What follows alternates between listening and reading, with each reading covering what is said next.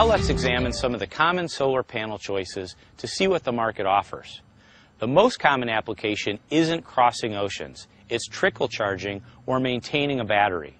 This only requires a few amp hours per day, so panels like the Sunsei solar battery chargers work perfectly.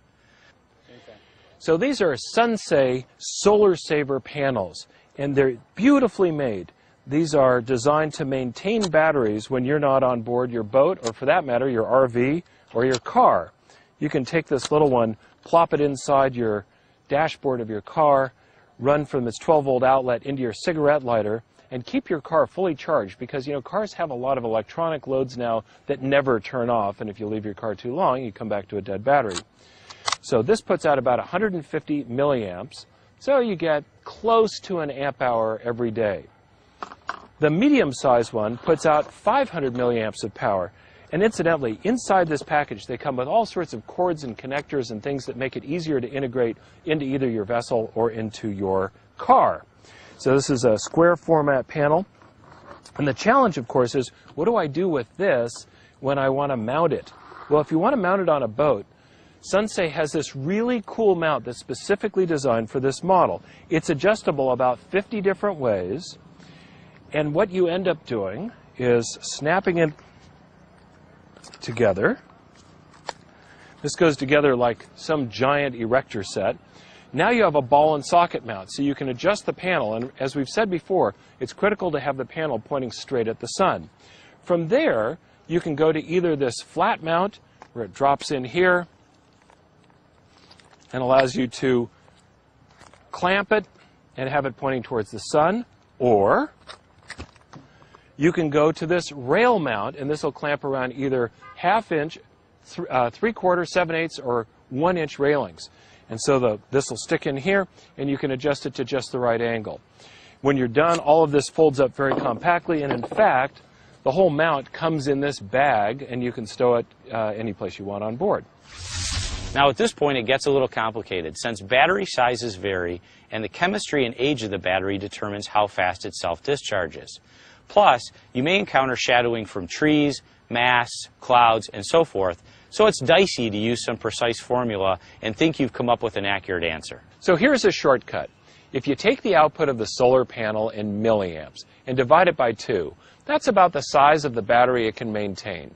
A 150 milliamp solar panel can maintain a battery up to about 75 amp hours.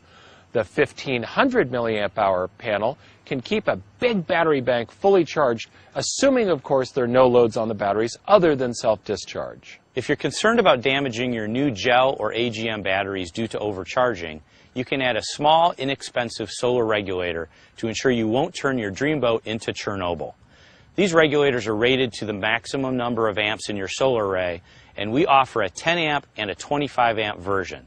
This is ideal if you can't be on board to monitor your electrical system. The next series of panels produce substantially more power, and they are intended to be mounted permanently, or at least securely. There are 3 models by Sunsei and 2 models by Sun Solar.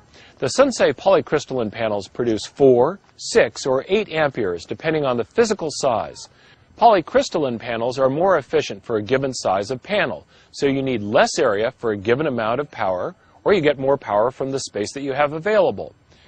Our company's sailboat, Promotion, consumes about 120 amp hours of energy per day when we are cruising.